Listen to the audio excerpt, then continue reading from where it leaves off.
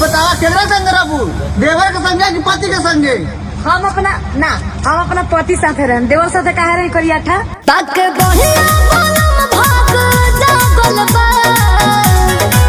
ओ तक बहिया बनम भाग जागल बा।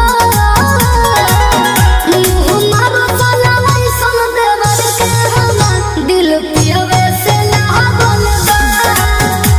हमारो सलावै सुन देवर के हम दिल पियवे से लागल बा।